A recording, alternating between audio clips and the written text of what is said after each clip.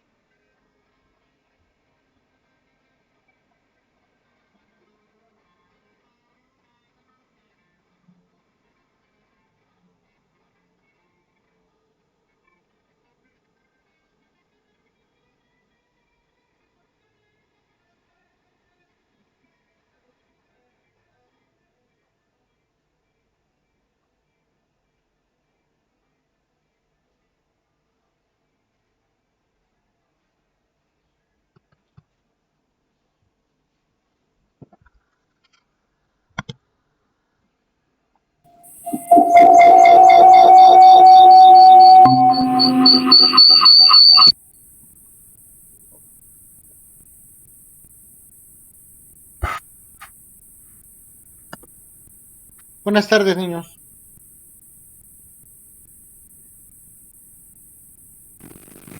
Buenas tardes. Buenas tardes. Buenas tardes, profe. Buenas tardes, niños. A ver.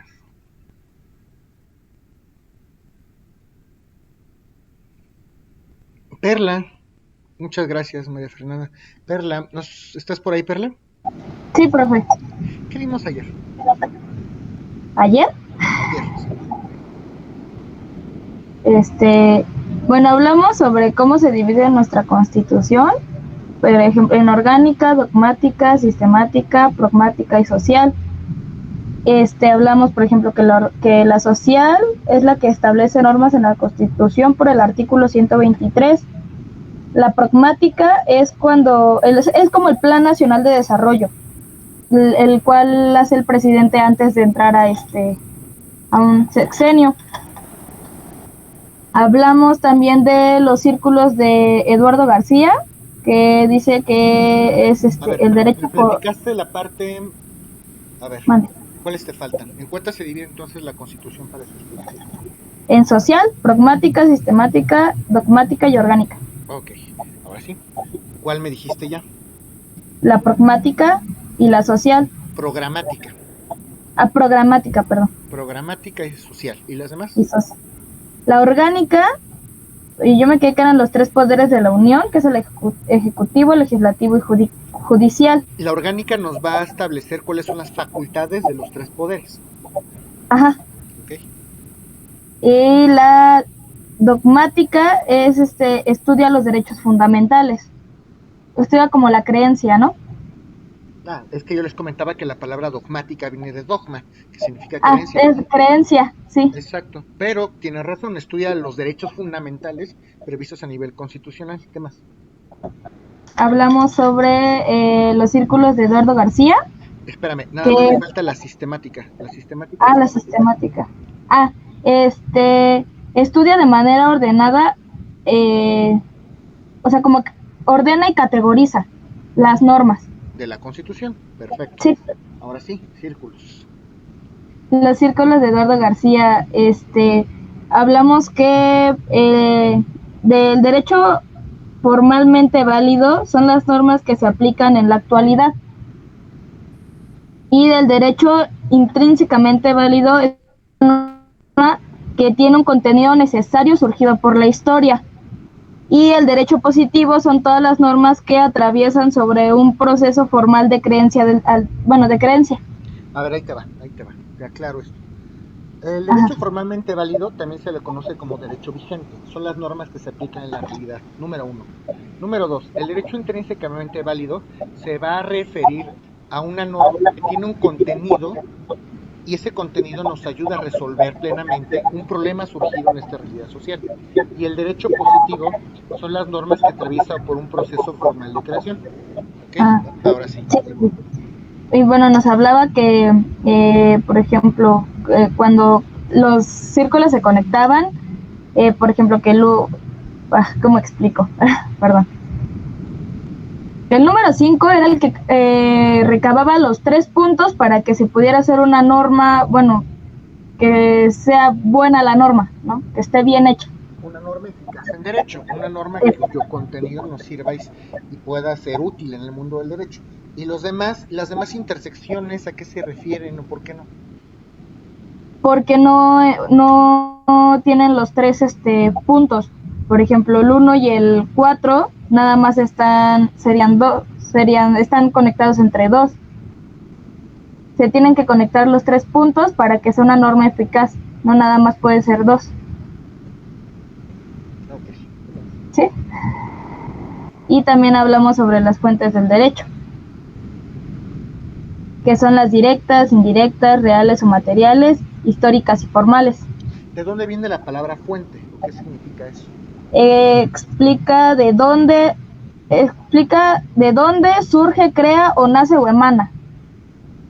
¿Qué? El derecho, ¿no? Ajá. ¿Qué más? Y hablamos que son las fuentes de derecho mexicanas. Claro. Hablamos sobre las fuentes históricas del derecho, que son los documentos antiguos donde se refieren leyes anteriores. la información jurídica del pasado. Las fuentes del derecho formales es la ley o proceso legislativo. A ver, sí, eso sí. Pero antes de eso, platícame cuáles son las demás. Ya hablamos de las históricas o materiales. ¿Las demás cuáles son? Las reales, que viene como de rey o cosa. Res, rey, que significa cosa. Res, rey, cosa. Esa no me acuerdo muy bien. Son me cosas, acuerdo.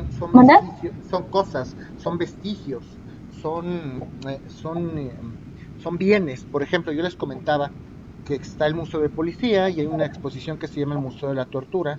Si ustedes van a esa exposición, pues se van a dar cuenta de todas las máquinas que utilizaban ahí para torturar y castigar a las personas en su momento, ¿no?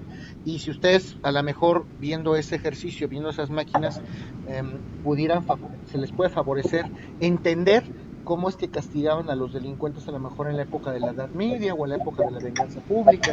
Todos esos bienes, esas cosas, te ayudan a entender de dónde surge o de dónde se crearon esas normas penales. Pero prácticamente son bienes, son cosas. Ok. También hablamos sobre las fuentes directas del derecho, que es quien vive el suceso o quien vive las leyes, ¿no? O sea, bueno, conoce de manera directa las leyes que se están aplicando en su momento, como hablamos, como lo del COVID, ¿no? Conocemos el suceso o el acontecimiento histórico que dio lugar a la creación de una ley determinada. De una ley. Hablamos sobre las fuentes formales. Las indirectas, te faltan las indirectas. Esas dan a través de un relato, ¿no? O algo que leímos. No me la interrumpan. Ok. ¿Qué más? Las indirectas. No recuerdo de las indirectas, por favor. Pues son relatos, más bien son conocimientos o son sucesos que no se conocen de manera directa, no los percibo yo a través de los sentidos. Esos sucesos que en su momento dieron origen al establecimiento de algunas leyes no se conocen de manera directa. ¿Me explico? Okay. Sí, ya me acordé, más o menos. Y bueno, pues las formales, que son la ley o el proceso legislativo, y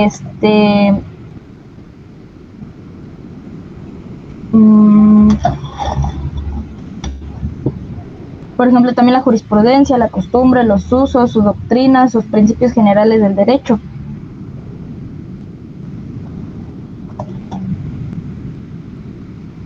Y también hablamos cómo se crea una ley en México. A ver, ahora sí mencióname cuáles son las fuentes formales.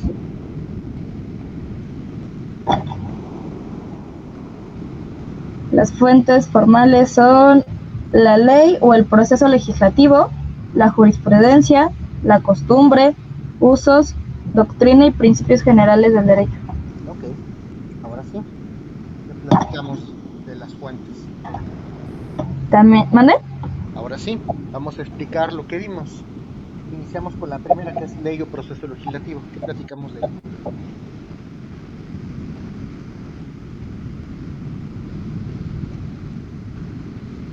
¿De una ley puede generarse o crearse derecho? ¿Mande? ¿De una ley se puede generar o se puede crear el derecho? Sí. Bueno, se puede crear también una norma, ¿no? otra ley, ¿no? Exacto, se puede crear otra de una ley se puede crear otra ley porque tomas las bases de la primera ley para crear la otra. Así es, y después de eso hablamos del proceso legislativo.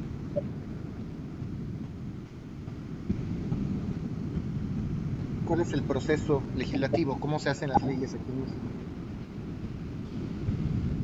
Pues están explicadas en el artículo 71 y 72.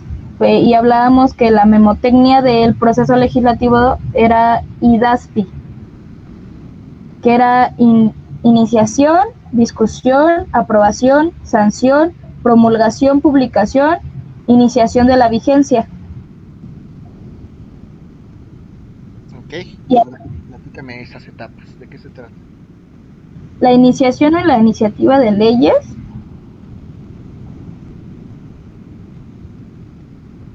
las crea el proceso legislativo, ¿no?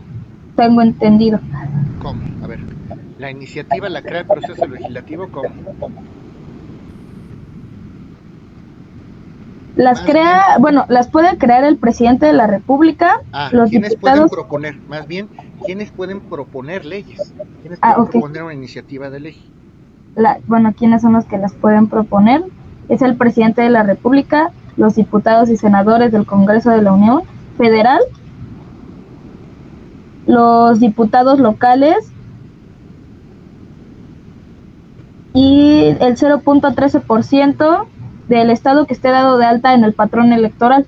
No, más bien, el 0.13% de los ciudadanos que estén dados de alta en el padrón electoral.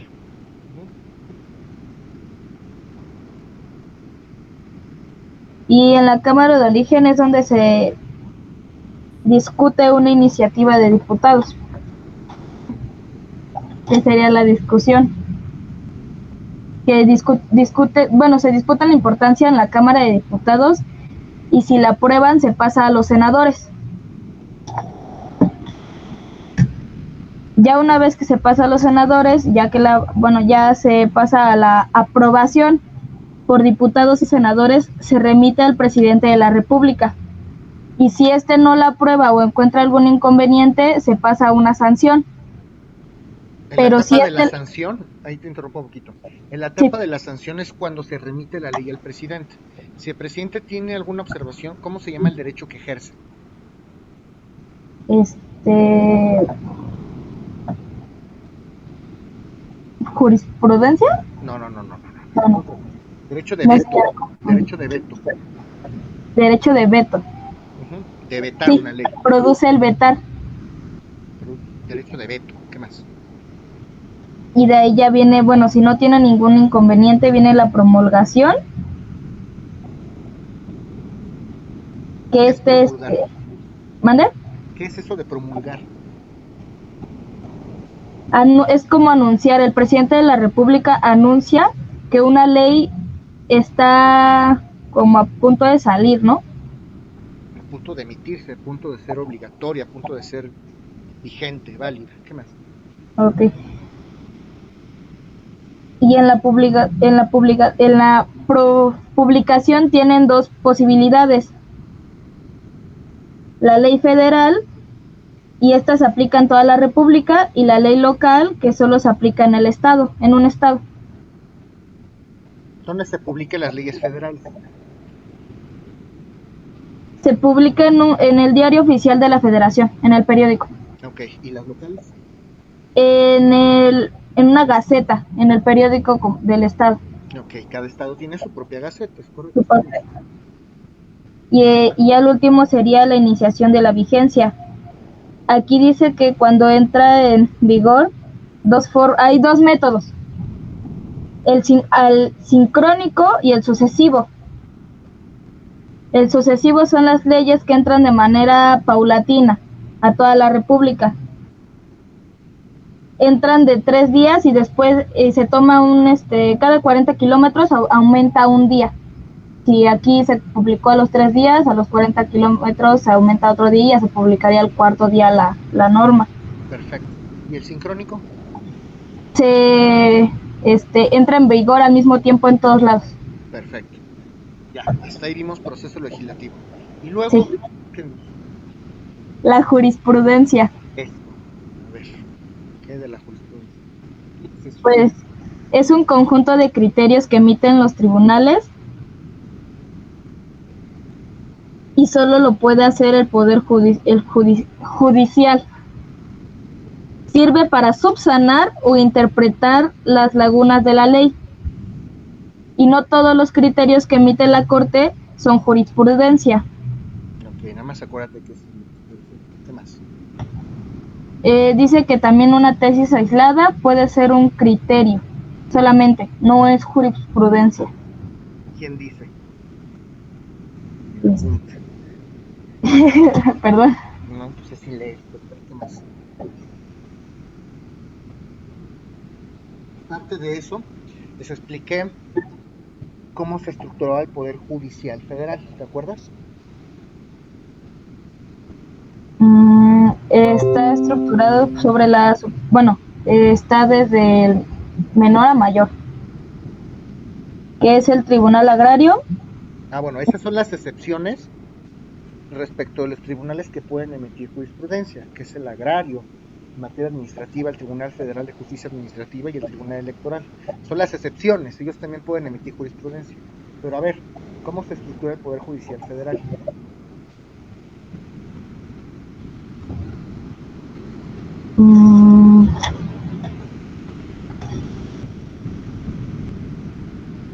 No recuerdo, profe. ¿Quién es el máximo órgano del Poder Judicial aquí en México? La Sistema Corte de Justicia de la Nación. ¿Cómo se estructura la Corte?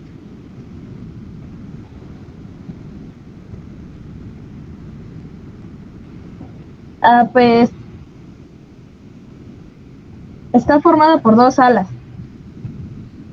y está conformada por 11 ministros. Y un ministro es presidente y 5 atienden una sala y 5 atienden la otra sala, depende del caso o de lo que estén atendiendo. De la materia. Sí. ¿De cuántas maneras funciona la Corte?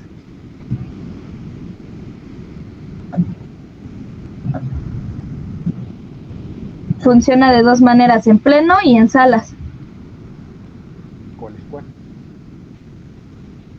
En salas cada uno atiende el asunto y en pleno los ministros se reúnen para tomar una decisión todos juntos. Y si hay un empate, el presidente es el que quita desempata la decisión. Tiene el voto de calidad, claro. Abajo de la Corte, ¿qué juzgados habrá? Los tribunales colegiados del circuito. ¿Y cómo se conforman?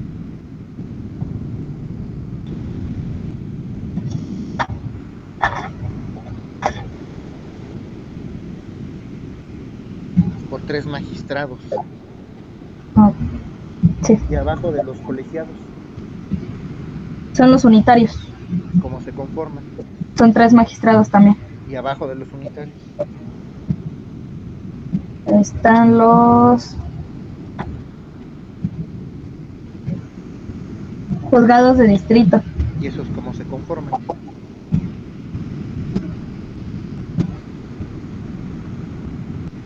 Pues ahí hay un juez de distrito. Sí. Ok, bueno. Sí, solo hay. Oye, ¿y por qué esa división de circuitos? ¿Qué quiere decir esa división por circuitos? Porque así es una división por territorio, ¿no? ¿Y cómo se hace esa división por territorio?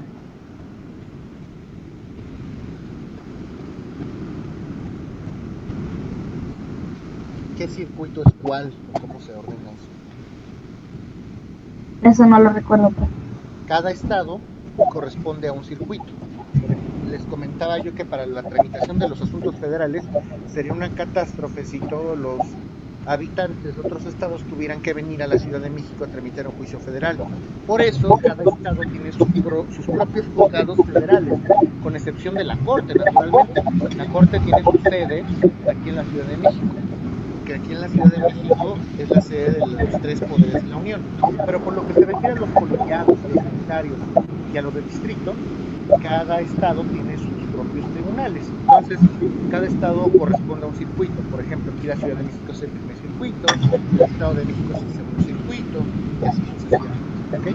es dividido por estados. Okay. Esto que les estoy comentando de los juzgados federales, se los digo antes de la reforma, porque por ahí hay una reforma en puerta donde quieren ampliar el periodo del presidente de la Corte ahorita y pretenden nombrar algunos juzgados, cambiar algunos juzgados de nombre, pero como todavía hay algunos temas y no entran plenamente en vigor, se los digo como están escritos. Bueno, y les preguntaba o les empezaba a explicar cuáles son las formas de hacer jurisprudencia, qué es una tesis aislada, qué es una tesis de jurisprudencia. ¿Te acuerdas de eso? Sí, nos dijo que había 3 formas de hacer jurisprudencia y que para poder hacer, es que eso no recuerdo bien, pero dice que para hacer una jurisprudencia hay que tener la reiteración de criterios. Se necesitan Sí, se necesitan 5 tesis aisladas que resuelvan el problema de la misma manera y que sean de tribunales diferentes. Okay. Está la subsanación y la contradicción de criterios. No, ¿cuál Sustitución, subsanación? perdón. Sustitución. Ya ves, ni esos apuntes no escriben bien. Bueno, y es lo único que vimos, ¿no? Hasta ahí nos quedamos. Sí, porque ya no nos alcanzó a explicar lo demás. Ok, muchas gracias, Perla. ¿Alguien tiene alguna duda de esto que acabamos de exponer, de lo del día de ayer? Bueno, el viernes más bien. ¿Alguien tiene alguna duda de esto que vimos en la clase del viernes? Bueno, niños, el día de hoy vamos a platicar de las maneras de hacer jurisprudencia. Muy importante lo que les voy a platicar. Este es uno de los temas más importantes de este curso, de la asignatura de Introducción al Estudio del Derecho.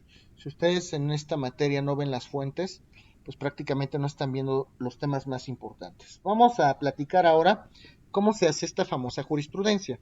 Y ya quedó dicho que hay 3 maneras de hacer jurisprudencia. La primera es reiteración de criterios. La segunda es contradicción de criterios o contradicción de tesis. ¿Ok? La tercera es por sustitución. Por sustitución. Esas son las 3 maneras de hacer jurisprudencia aquí en México. ¿Ok? Y les comentaba que aquí en México, si ustedes quisieran estudiar la ley, aterrizar en la ley los conceptos que estamos platicando, la ley donde se regula todo lo referente a la jurisprudencia es ni más ni menos que la ley de amparo, ¿ok? En los artículos 215 a 230. Si ustedes quieren abocarse a este estudio de manera ya concreta, tendrán que leer esos artículos, ¿ok? Bueno, ahora bien, vamos a hablar de la primera de ellas, la reiteración de criterios, muchachos. Ayer ya no alcanzamos a platicar estos temas por el tiempo, sí nos vamos a extender un poquito, pero que quede bien claro, es muy importante que sepan ustedes dónde se consultan estos criterios, cómo se consultan, cómo se hace la jurisprudencia. Les voy a dejar el día de hoy por la tarde alguna actividad muy sencilla, consistente en que ustedes simplemente busquen, quiero que hagan ese ejercicio, lo voy a subir más tardecito. Quiero que ustedes tengan esa experiencia, quiero que consulten una jurisprudencia o un criterio, una tesis aislada. ¿Y cómo se hace? Es muy sencillo en realidad. Ustedes se tienen que meter a internet, ingresan al portal y a lo mejor le van a poner, muy sencillo, con que le pongan consulta de jurisprudencia, le pueden poner use. ¿Y por qué use? Hay muchas situaciones. Antes, en las épocas más ancestrales, los abogados teníamos que consultar estos criterios o estas jurisprudencias en unos libros enormes que se llamaban, o se llaman porque todavía existe, semanarios, semanario judicial de la Federación, ahí los teníamos que consultar. Pero la tecnología avanza e innova poco a poco, paulatinamente, y después de eso cambiaron las épocas y las jurisprudencias y estas tesis aisladas ya las vendían en un CD, en un disco compacto que podíamos insertar a la computadora y ahí el programa en una base de datos nos podía auxiliar a la consulta de estos criterios. Siguió avanzando la tecnología y ahora ni siquiera es necesario comprar el CD. Basta que ustedes ingresen a internet, que pongan por ahí esta leyenda, consulta de jurisprudencia, use, y lo primero que van a ver es un portal donde les va a pedir cierta información. Van a ver que hay varios numeritos. Les va a pedir, hay un rubro que se llama épocas, las famosas épocas. ¿Qué es eso de las épocas? La jurisprudencia y los criterios que emite la Corte y los criterios que emiten los tribunales, pues se han emitido desde hace mucho tiempo. Entonces, esto de las épocas atiende plenamente a un criterio temporal. ¿En qué época se emitió ese criterio? ¿En qué época se emitió esta tesis de jurisprudencia? Cada vez que hay reformas estructurales o momentos históricamente relevantes, se cambia de época. Por ejemplo, nosotros actualmente estamos en la 10ª época, ¿ok? Estamos a punto de entrar a la 11ª, si se prueba finalmente esta reforma a la ley de amparo, la Constitución, donde está debajo de las sábanas la ampliación al término del presidente de la Corte, estaremos entrando a la 11ª época, ¿ok? Pero ahorita estamos en la 10ª. Si ustedes quieren consultar un criterio de la 5ª época, que no es reciente, pues se van a dar cuenta que hay muchos criterios que ya están superados, pero bueno, ya están, son criterios. Es lo primero que le van a poner. Generalmente se le marca todo, ¿eh? Yo le marco todas las épocas para conocer todo lo que hay y ya yo decidiré por qué me va a marcar qué es reciente y qué no es reciente. ¿Ok? También me va a preguntar el buscador qué tipo de materia me interesa.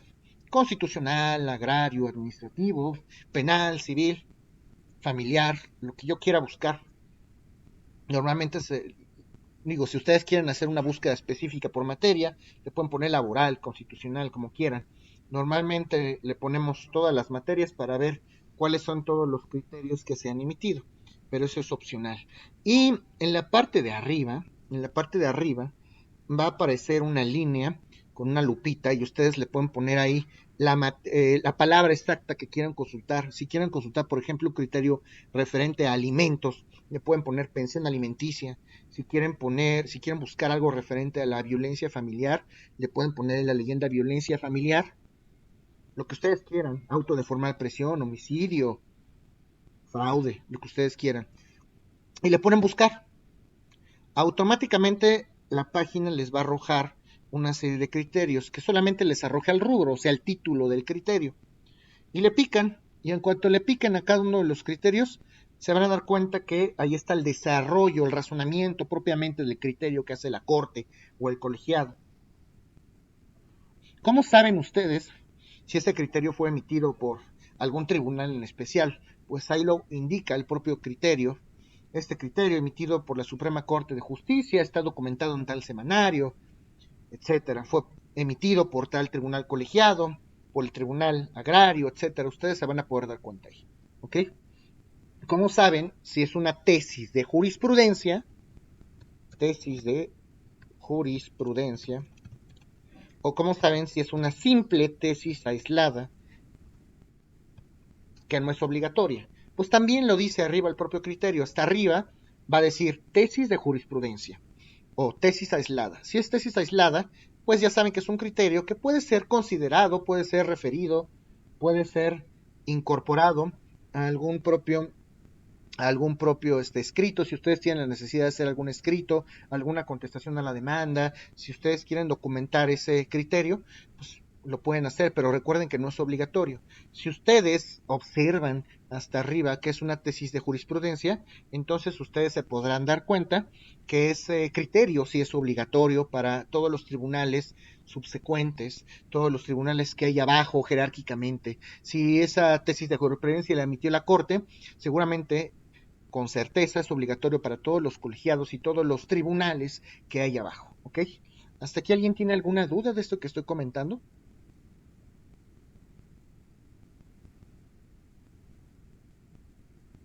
¿Todo está claro, niños y niñas? A mí se me podrá explicar de nuevo lo de la reiteración de criterios, por favor. Es que todavía no explico, mi querida Dani. Todavía Ah, no. ok, pensé que sí lo estaba No. explicando. Ahorita lo vamos a explicar, no te preocupes. ¿Okay? Ah, ok, gracias. Bueno, eso se los adelanté ayer, pero ya no nos dio tiempo en la sesión. Eso lo voy a explicar ahorita a detalle, porque necesitan entenderlo perfectamente. ¿Ok?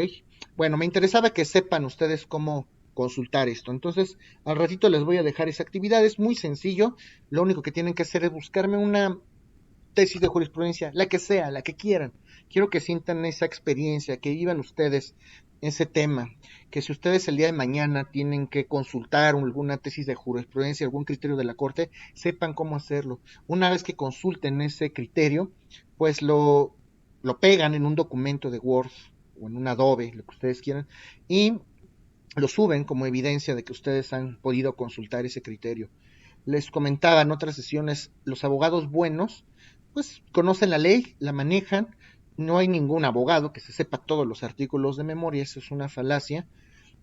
Los buenos abogados pues, pueden llegar a conocer la ley, yo conozco la estructura del Código Civil, el Código Penal, y tienen un manejo adecuado, pero los excelentes, la diferencia entre un buen abogado y un excelente abogado es que pueden conocer algunos criterios de la corte. Eso va a ser la diferencia en su vida profesional.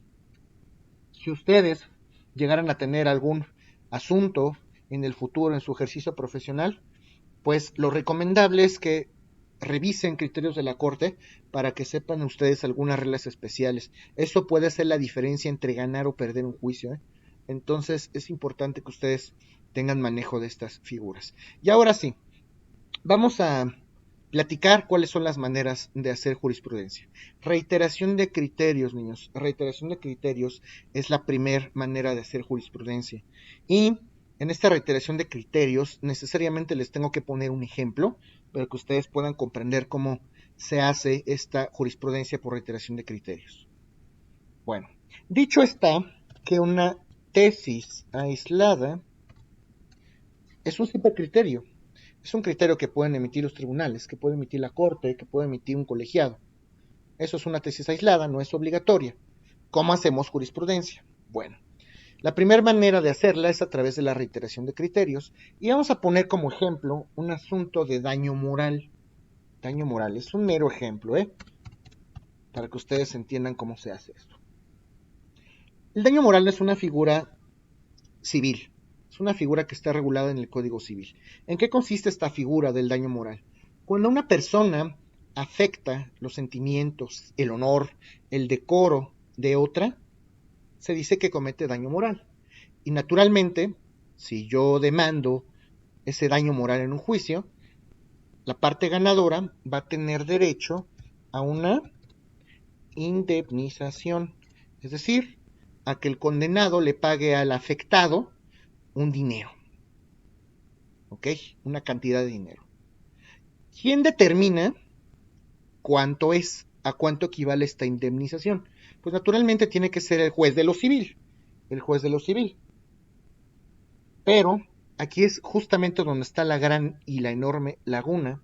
El juez de los civiles será entonces la autoridad competente para determinar a cuánto asciende o a cuánto tendrá que ascender esa indemnización. El problema, y ojo, atención aquí, la laguna de la ley, ¿dónde está?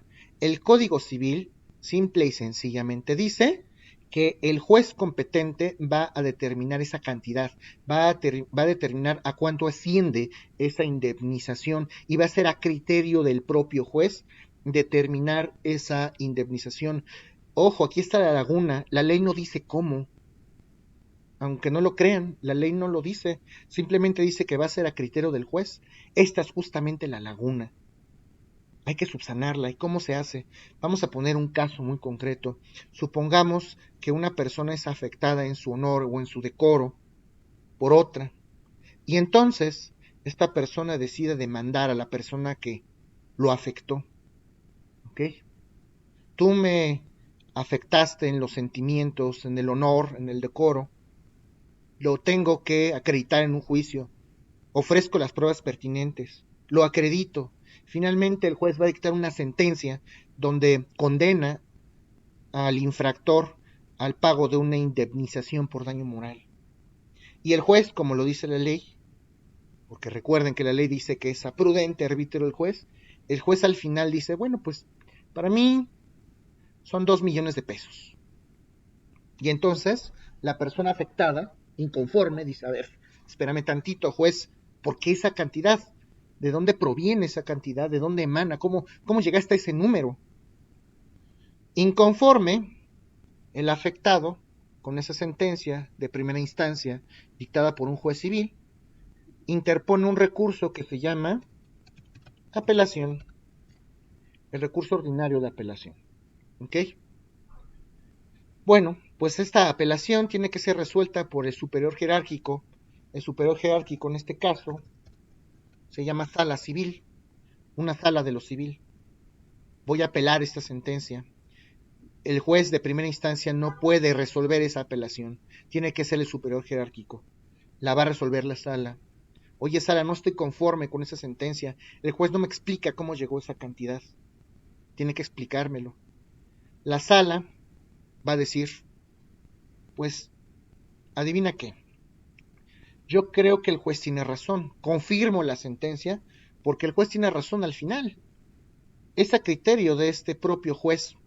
El juez es quien debe de determinar, conforme a su sano criterio y su experiencia, a cuánto equivale esa indemnización. Entonces confirmo la sentencia. Pues después de esta tragedia solamente queda un medio de impugnación, solamente queda una cosa por hacer: plantear un amparo directo, y ese amparo directo va a ser resuelto, adivinen por quién. Todos los amparos directos, creo que lo vimos también el viernes, son resueltos por los tribunales colegiados de circuito. Todos los amparos directos son resueltos por los tribunales colegiados de circuito. Entonces yo planteo mi amparo directo como afectado. No estoy de acuerdo, Sala, con tu determinación. El amparo directo procede contra sentencias, contra resoluciones que no admiten ningún tipo de medio de defensa ya. Ya no hay nada que hacer después de la sentencia de la sala. Entonces voy a plantear mi amparo directo. Y el amparo directo lo conocen los tribunales, lo conocen y lo resuelven los tribunales colegiados de circuito. Y aquí sí, señores, aquí es donde quiero toda su atención. Los tribunales colegiados de circuito van a conocer el asunto, lo van a razonar, lo van a resolver. Y resulta que el tribunal colegiado de circuito, al momento de resolver el asunto, emite un criterio, emite una tesis aislada. Este razonamiento que va a emitir el colegiado para resolver a través de una sentencia. ¿Cuál es el razonamiento que hace el colegiado? A ver, ya cuando el colegiado va a resolver el problema dice: a ver, yo creo que el afectado tiene razón.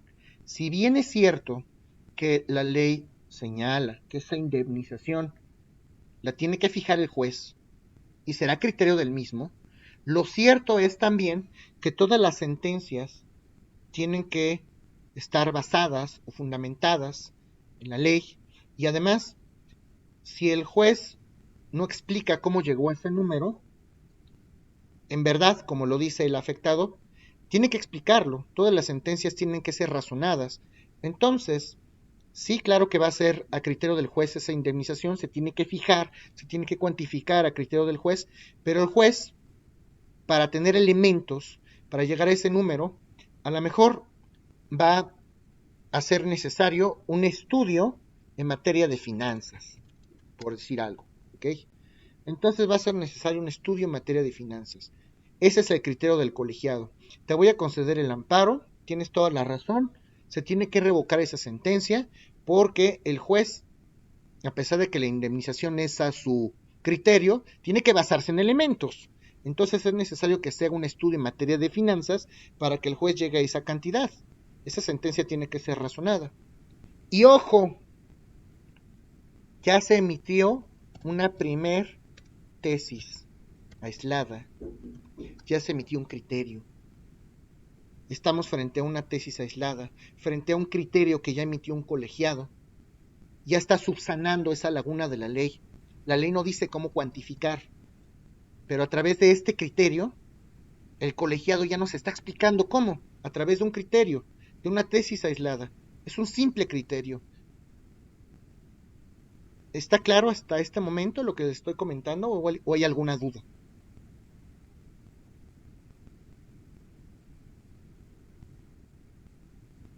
Ok. Continuamos entonces.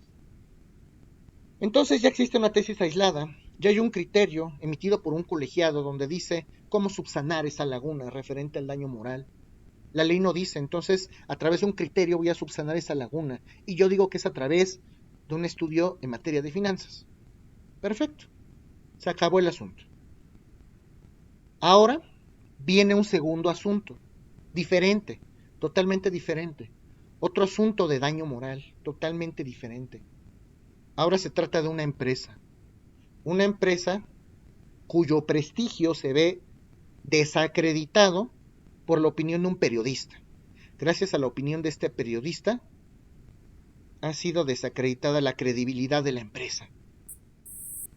Y entonces, la empresa decide demandar al periodista, Por tu culpa ya no tengo los mismos clientes de antes. Me desacreditaste públicamente. ¿Ok? Y esta empresa decide demandar al periodista. Es un juicio también de daño moral, totalmente diferente al primero. Y así como el primer juicio, la empresa plantea una demanda. Esa demanda es conocida por un juez de lo civil. La empresa acredita con pruebas que sí se cometió ese daño moral. El juez resuelve. Y este juez, este segundo juez, vuelve, igual que en el primer caso, vuelve a dictar una sentencia donde fija una indemnización a su sano criterio, conforme a su criterio. Pues a ver, empresa, la ley sigue diciendo que yo tengo que fijar esa indemnización conforme a mi criterio. Y para mí, tú mereces 5 millones de pesos. Y la empresa, de igual manera que en el primer caso, inconforme, a ver, juez, ¿por qué 5 millones? ¿De dónde obtuviste esa cantidad? El mismo problema que en el primer caso, exactamente el mismo. Y entonces la empresa, inconforme con esta segunda sentencia, de este asunto totalmente diferente, vuelve a impugnarla, esta sentencia, a través, igual, de este conocido recurso de apelación. Y de igual manera el superior jerárquico, otra sala civil, vuelve a decir lo mismo, confirma la sentencia. Oye, empresa, lo cierto es que la ley dice y que esa indemnización que fijó el juez es conforme a su criterio. Entonces, creo que la sentencia es correcta. Se confirma la sentencia. El juez tiene razón. Se quedan 5 millones. Finalmente, el juez no se desapegó a lo que dice la ley. El juez hizo lo que decía la ley. Fue conforme a su criterio. Inconforme a la empresa, en este segundo caso, también plantea un amparo directo. Otro amparito directo en este asunto. ¿Ok? Bueno. Le toca conocer a otro tribunal colegiado, totalmente diferente al anterior. Tribunal colegiado. El amparo directo toca conocerlo a otro tribunal colegiado. Hay varios en México. ¿Ok? Y este tribunal colegiado, ¿qué creen que hace? Lo mismo que el primero. Resuelve, a través de una sentencia, subsanar esta laguna de la ley, igual que el anterior. Este tribunal colegiado nuevo, en este asunto diferente, dice, pues yo creo que el quejoso, la persona afectada, tiene toda la razón, la empresa tiene razón. Esta sentencia necesita ser razonada, a pesar de que el juez tiene facultades para emitir conforme a su criterio y conforme a su experiencia una indemnización en dinero. Lo cierto es que esa sentencia tiene que ser razonada. Entonces, desde el punto de vista de este tribunal colegiado, se tiene que revocar esta sentencia para emitir una nueva, pero ahora se tiene que hacer un estudio en materia de finanzas, otra vez, resolviendo el mismo problema de la misma manera.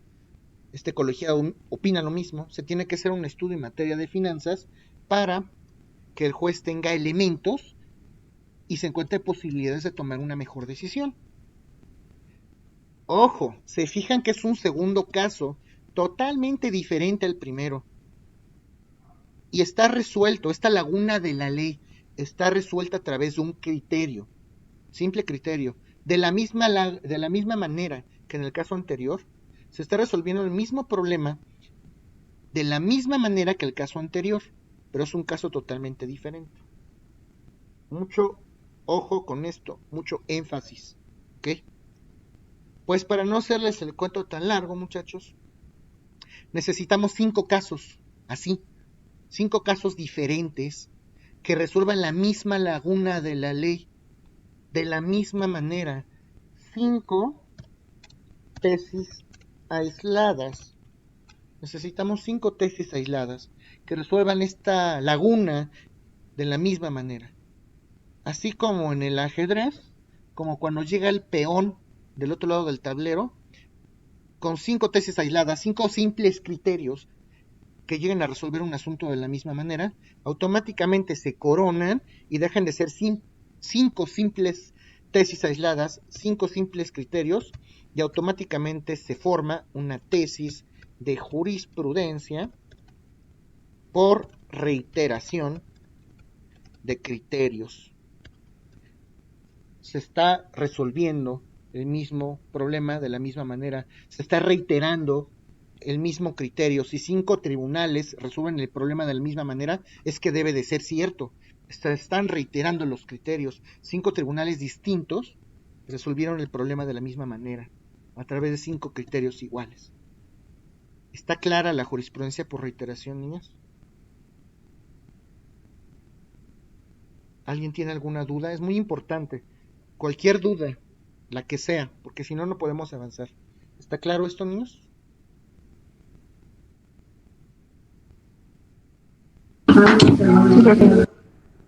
Ok. Muy bien.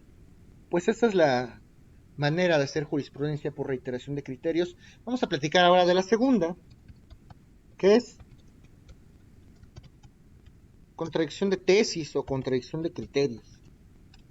¿Ok? Para hablar de esta contradicción de tesis o contradicción de criterios, tenemos que tomar como referencia este caso que acabamos de estudiar. El mismo, el de daño moral. Vamos a tomar ese mismo caso como referencia. Ya se hizo una tesis de jurisprudencia por reiteración de criterios que resolvieron el mismo problema de la misma manera 5 veces, donde se instituyó que para cuantificar ese daño moral es necesario hacer un estudio en materia de finanzas. Vamos a hablar de un nuevo caso de daño moral. Imagínense ustedes que hay un sexto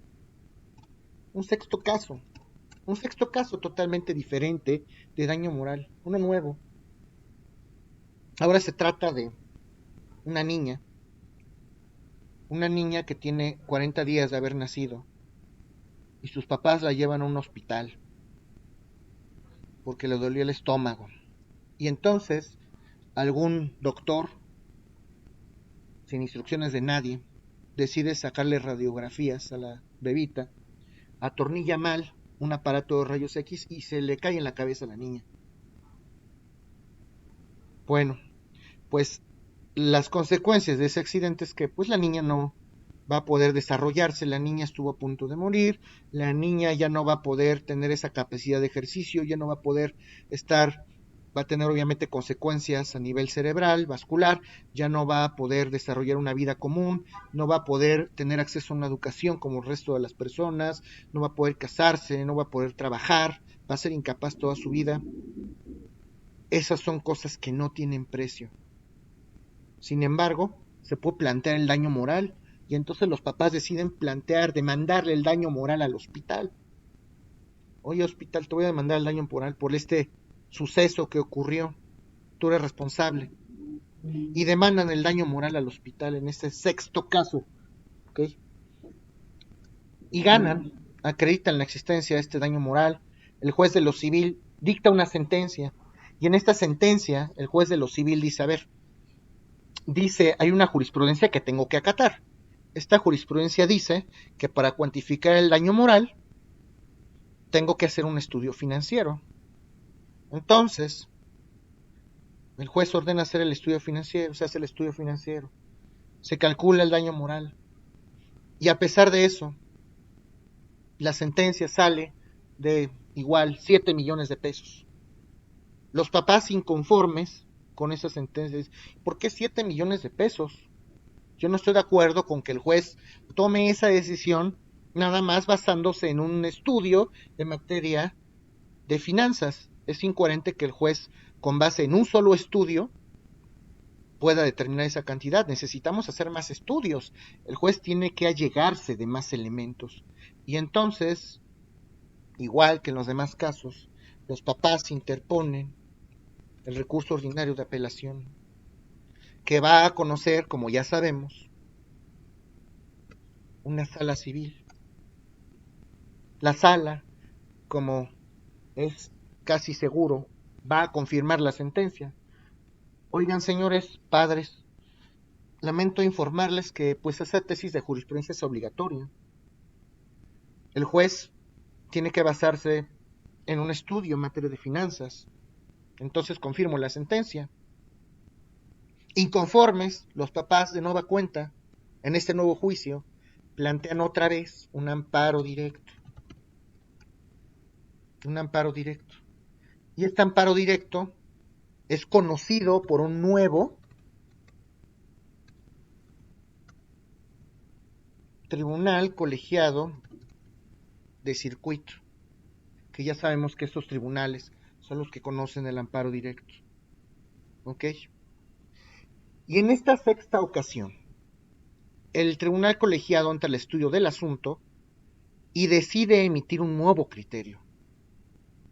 Este tribunal colegiado de circuito entra al estudio del presente asunto y en opinión de este tribunal colegiado de circuito, lo cierto es que los papás tienen razón. El estudio debe de ser, el estudio para cuantificar la indemnización por daño moral debe de ser preciso, y entre más elementos tenga el juez para llegar a una cantidad acertada, viable en derecho, es mejor. Entonces, este tribunal colegiado de circuito determina que, aparte del estudio en materia de finanzas, también va a ser necesario hacer un estudio en materia de trabajo social, con la intención de conocer cuál es la capacidad económica de los papás, del hospital, de los infractores. Con esos elementos el juez va a poder emitir una sentencia más justa. Fíjense lo que acaba de pasar. Fíjense, niños, lo que acaba de pasar. Un sexto tribunal, diferente a los 5 anteriores, acaba de emitir un nuevo criterio, una nueva tesis aislada, que contradice el contenido de las 5 tesis aisladas anteriores, que ya son jurisprudencia. Está contradiciendo esa nueva sentencia, ese nuevo criterio, está contradiciendo los 5 criterios anteriores que se volvieron jurisprudencia por reiteración de criterios. ¿Bastará con un solo criterio para descoronar esa jurisprudencia? Pues por supuesto que no. Para no hacerles el cuento largo, necesitamos 5 nuevos criterios o tesis aisladas. 5 nuevas tesis aisladas que contradigan el criterio anterior de la misma manera, para hacer jurisprudencia por contradicción de criterios. Se están contradiciendo. Hay 5 criterios que de la misma manera, en 5 juicios diferentes, contradicen a la jurisprudencia anterior. Y entonces, estos 5 criterios van a superar al criterio anterior, van a superar a la primer jurisprudencia que se hizo por reiteración de criterios.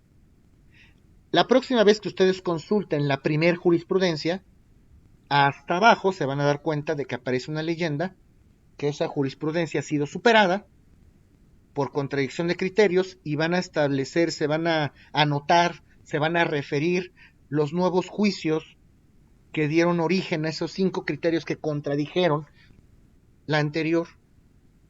Esa jurisprudencia, la primera, pasará a ser simplemente un criterio. De nueva cuenta será una tesis aislada, porque ha sido superada por una nueva jurisprudencia hecha por contradicción de criterios. Profe, entonces hace como un círculo vicioso, podría decirse. Cada que, por ejemplo, sale una jurisprudencia y hacen la contradicción de criterios y la revocan.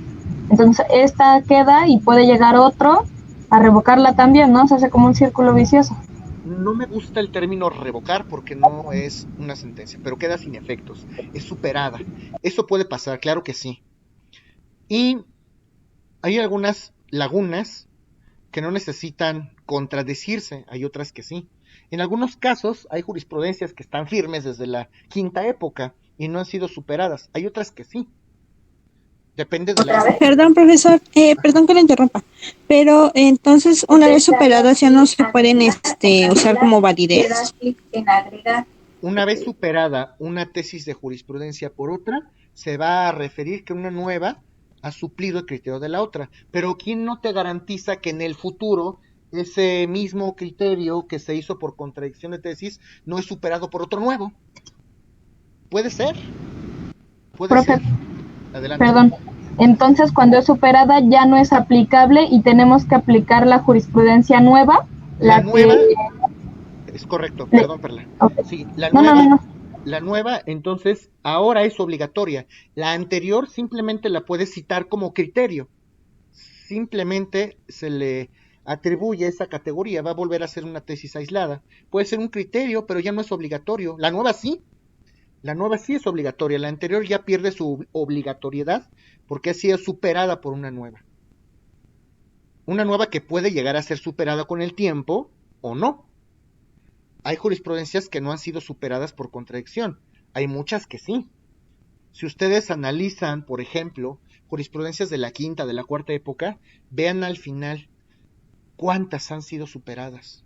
Esta tesis ha sido superada por contradicción de criterios por los siguientes asuntos. Hay muchas que sí, hay algunas otras que no. Depende de cómo se resuelvan los asuntos. ¿Ok? ¿Sí resolví las dudas o no? Sí, profesor. Perla.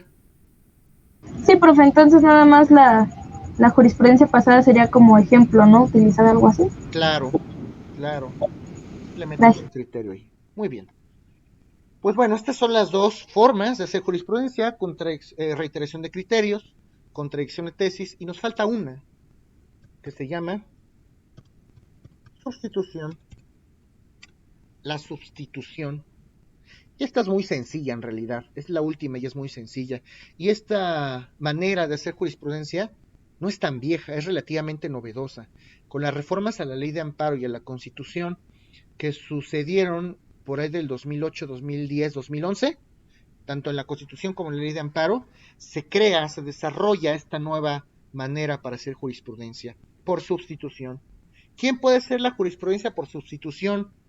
Exclusivamente, nada más, la Suprema Corte de Justicia de la Nación. Nada más. Aquí no la pueden hacer los colegiados. ¿Y en qué consiste? Es muy sencillo. A lo mejor vamos a suponer que existe una tesis de jurisprudencia, la que sea, que hable de lo que sea. Vamos a imaginar que existe una jurisprudencia, la que quieran. Y entonces la Corte decide entrar al estudio de ese asunto que fue subsanado a través de esta jurisprudencia. Y resulta que la Corte, porque es la Corte, porque tiene facultades y porque es el máximo órgano de justicia en nuestro país, decide que ese criterio establecido, plasmado en esta jurisprudencia ha sido superado. Entonces vamos a sustituir un criterio por otro, vamos a sustituir esta jurisprudencia por esta nueva, porque el criterio yo como Corte he determinado que ha sido superado. Acabo de emitir un nuevo criterio que resuelve este problema de una manera novedosa, diferente. Yo, la Corte, digo que esta jurisprudencia, que este criterio jurisprudencial se sustituye, se cambia por este nuevo. Nada más. En eso consiste. ¿Tienen alguna duda de esto que estoy comentando?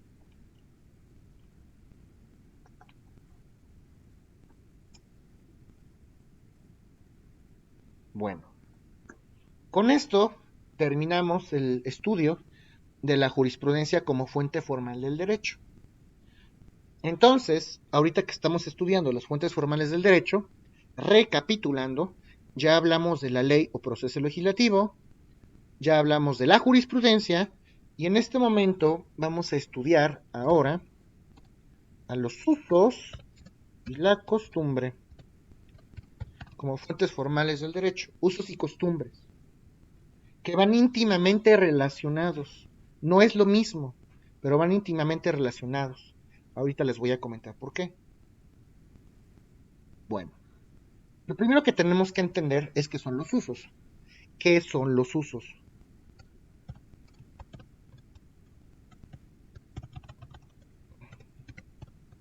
Los usos no son otra cosa que prácticas reiteradas en el tiempo. Esos son los usos, prácticas reiteradas en el tiempo.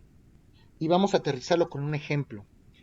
Debo comentarles antes que nada que los usos y las costumbres son fuente por excelencia, sobre todo hago énfasis en especial en la materia mercantil.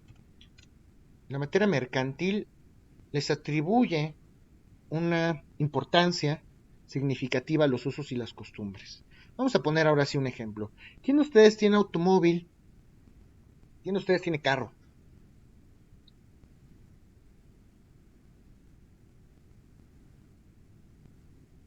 ¿Nadie tiene carro?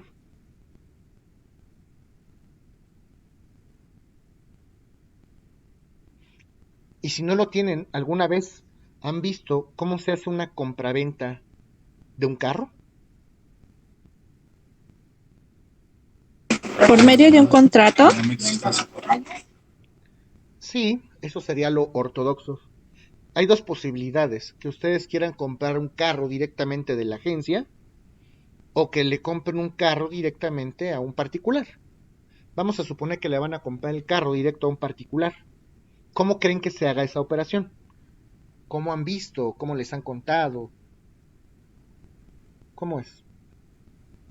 ¿Me repites la pregunta? Sí, si le vas a comprar un carro a un particular, ¿cómo se documenta esa operación? ¿Cómo se hace esa compraventa?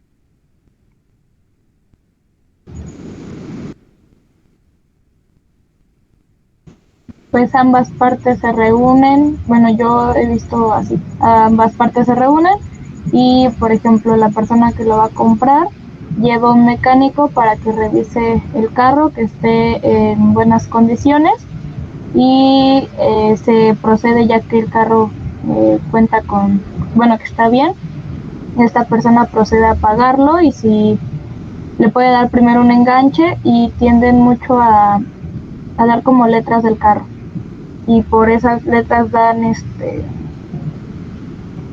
un como voucher o no sé cómo se llama, no recuerdo el nombre y les van firmando letra por letra, pago por pago. Ok, ok. Les voy a explicar, no sé si ustedes hayan visto esto en su vida cotidiana. Cuando se compra un carro a un particular, el acto, ojo, es un contrato que se llama compraventa, eso es correcto. No es compra y venta, se llama compraventa. El nombre correcto del contrato es compraventa, no compra y venta.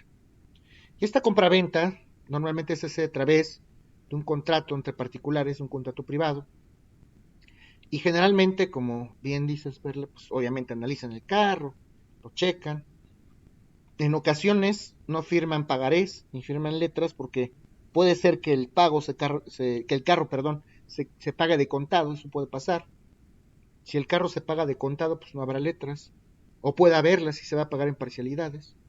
Y generalmente lo que hacen, no sé si han escuchado hablar de esto, es endosar la factura del carro.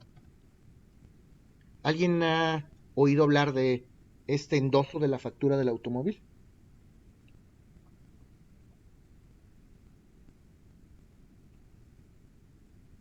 Bueno, sí, ok. Me dice Judith que sí, ok. Generalmente se endosa, la firman por atrás, así es. Pues déjame comentarles que esto es un grave error en derecho. Las facturas no se endosan, solamente se endosan los títulos de crédito. Son los únicos documentos que conforme a la Ley General de Títulos y Operaciones de Crédito se pueden endosar. Si no hablamos de títulos de crédito, ningún otro documento se puede endosar. ¿Cómo qué? ¿Qué sí se puede endosar? ¿Qué sí es un título de crédito? Pues, por ejemplo, un pagaré. Un pagaré sí es un título de crédito. Un cheque, una letra de cambio, una carta de porte. Todos esos sí son títulos de crédito. Esos sí se pueden endosar. La factura no es un título de crédito. La factura no se puede endosar. Jurídicamente eso está mal. Estamos en un error. Sin embargo, es una práctica pues, que se ha reiterado en el tiempo. Es una práctica que se ha permitido a lo largo del tiempo aquí en México. No quiere decir que sea correcto, pero es una práctica que se ha reiterado. Y estos usos están permitidos por el derecho mercantil. Como ustedes se darán cuenta, estos usos pueden generar normas, reglas de conducta, basados justamente en estas prácticas reiteradas en el tiempo. Por eso es que los usos son una fuente formal del derecho. Estas prácticas, de manera reiterada, pueden llegar a ser tan fuertes que el día de mañana provoquen una reforma, una modificación, un cambio en la ley.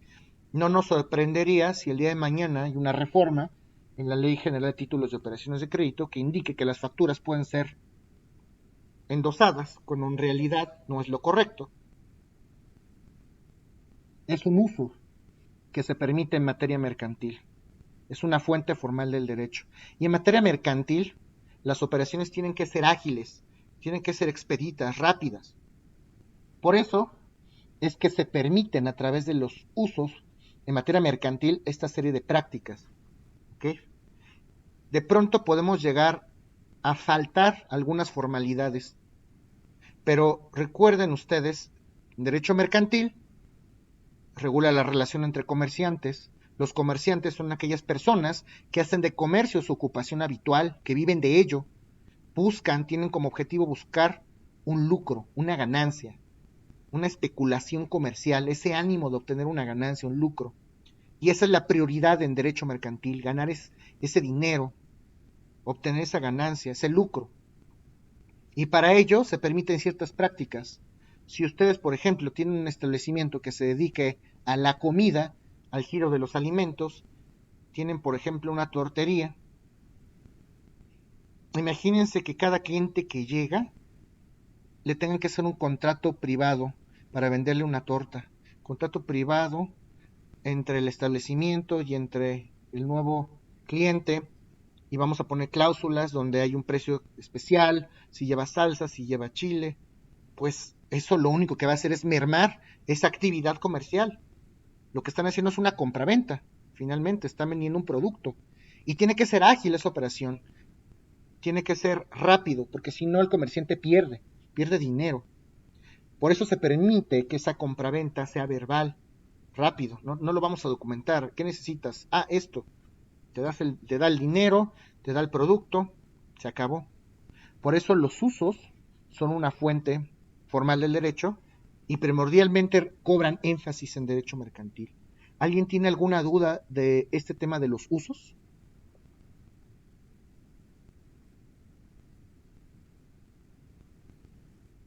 Bueno.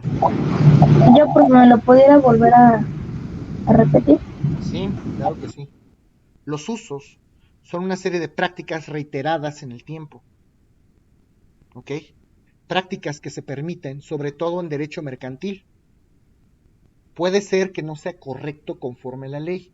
Puede ser que a lo mejor esa serie de formalidades que la ley requiere para llevar a cabo alguna operación no se concreten en la realidad. Pero este tipo de prácticas son permitidas en el mundo del derecho, sobre todo en el mundo del derecho mercantil.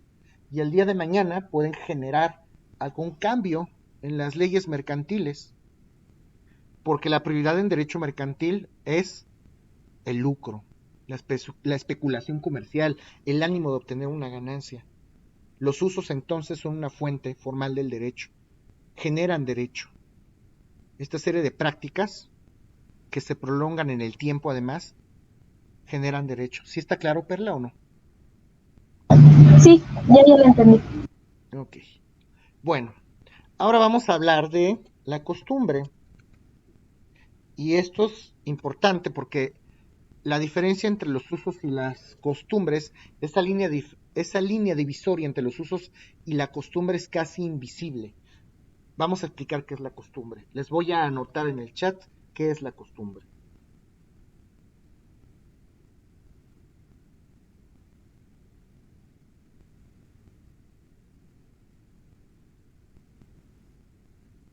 Eso es costumbre. Inveterata consuetudo et opinio juriseo necessitatis. Es en latín, como bien ya lo saben, así la voy a preguntar en el examen. Consuetudo et opinio juriseo necessitatis. ¿Y qué significa eso en español? Si yo les pregunto en el examen, explíquenme qué es la costumbre, explíquenme qué significa esto en español, lo que van a tener que responder es lo siguiente, que la costumbre tiene dos aspectos, La costumbre tiene dos aspectos. El primero de ellos, igualito que con los usos, consiste en que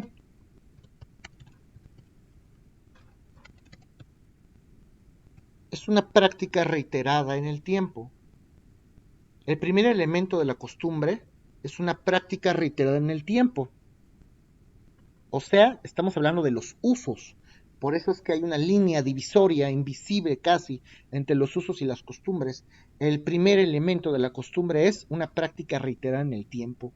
O sea, la existencia de un uso. El segundo elemento de la costumbre es que esa práctica reiterada en el tiempo sea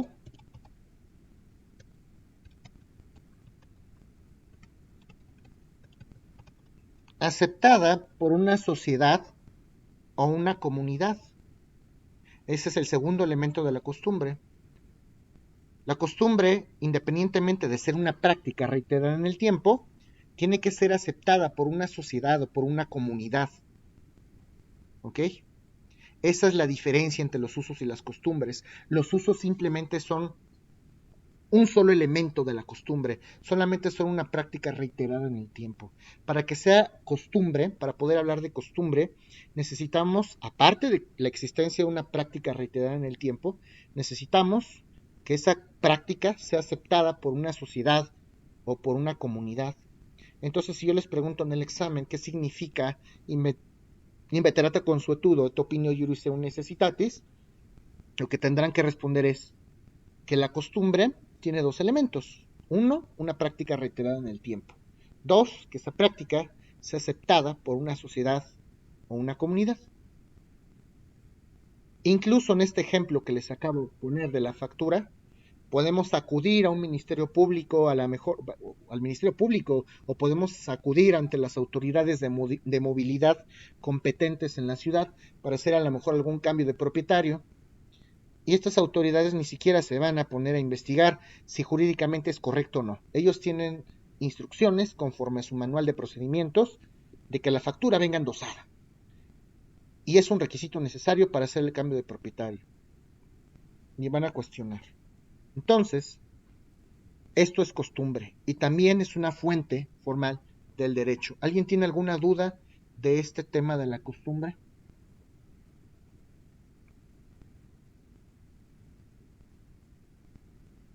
¿Todo está claro? ¿Alguien tiene alguna duda?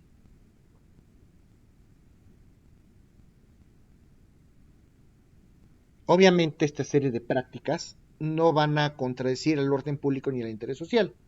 Sí, si es una práctica que afecta a terceros, no puede llegar a ser costumbre. Para que sea costumbre, exactamente, para que sea costumbre, no debe de afectar al orden público, no debe de afectar al interés social, no puede perjudicar las buenas costumbres que existen en el mundo del derecho. Exactamente, contra el matrimonio de menores, exacto, con las zonas rurales. Qué bueno que planteas esto. Por ejemplo, en derecho de familia, antes estaba regulada la figura de la emancipación. Aquí en México, ¿qué es la emancipación? La emancipación se da, ¿qué era la emancipación? Es una figura que existía en derecho familiar mexicano. ¿Y en qué consistía? Los menores de edad podían adquirir la capacidad de ejercicio, aunque fueran menores de edad, por el simple hecho de contraer nupcias. Por ejemplo, ahorita que estás comentando eso. A través de la emancipación, los menores de edad contraían nupcias, aunque fueran menores de edad, obviamente con el consentimiento de sus padres o tutores, y por el simple hecho de casarse adquirían esta capacidad de ejercicio. ¿Ok? Pues la edad promedio para casarse, lo decía la ley, para emanciparse era los 16, salvo que hubiera alguna chica que estuviera en estado de gravidez, que estuviera embarazada, se hablaba de los 14 años. Pero justamente por esto que estás comentando, las leyes han considerado, los legisladores han considerado que es una práctica que lejos de beneficiar a la sociedad, perjudica a la sociedad misma, y entonces se ha derogado, ya no existe esta figura de la emancipación. La única manera de contraer nupcias civilmente conforme a nuestra legislación en nuestro país es a través de la mayoría de edad, es uno de los requisitos. Ya no existe esa emancipación. ¿Ok? Profesor, Sí. entonces aunque la muchacha esté embarazada, los papás siguen siendo responsables de ella. Pero por supuesto. Y aún así, y es más, te voy a comentar, si esta muchacha que está embarazada es menor de edad y durante su minoría de edad da a luz, nace el bebito, pues la mamá, o sea, la niña menor de edad, la chica menor de edad, tiene la obligación de registrar al menor ante el registro civil, tiene todo el derecho el menor de ser registrado para tener una identidad. ¿Qué pasa en ese supuesto?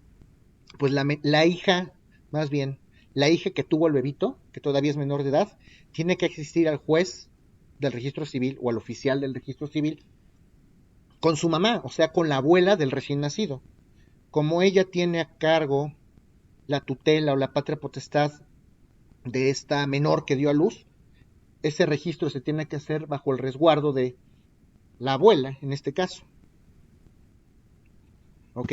Entonces, es, por ejemplo, yo he visto que varios muchachos así de menores de edad han tenido bebés y los han ido a registrar solos pues, al registro. Y no Ok. hay ningún inconveniente, entonces no sé si eso entre como en la costumbre o no sé. Pues conforme a las leyes, eso es indebido. De hecho, si ha pasado eso, que en nuestro México no dudo que haya sucedido, si alguien por algún azar del destino quisiera demandar la nulidad de esa inscripción y acredita que lo hizo el menor de edad o lo hicieron los menores de edad sin el resguardo o sin la tutela de los abuelos, puede demandar la nulidad. Por supuesto que se puede hacer. Eso no es lo ortodoxo, ¿ok? Pero tampoco es automático. Tiene que haber un interesado que quiera demandar la nulidad de esa inscripción en el registro civil. Eso no es lo ortodoxo, ¿ok? Lo debido es que si vayan con el abuelo o la abuela, ¿ok?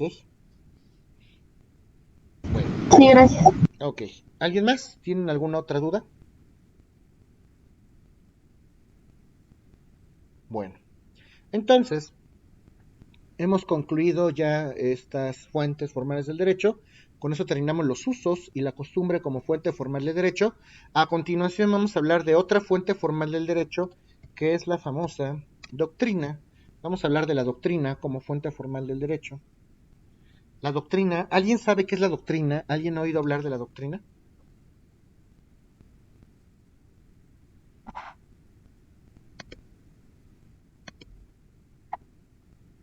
¿Alguien ha oído hablar de la doctrina? Lo que entiendan, digo. ¿Qué creen que sea esto?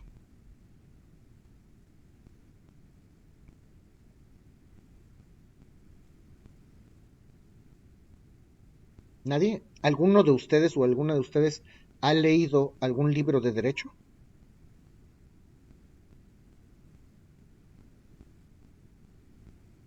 Tendrían que haberlo hecho, niñas.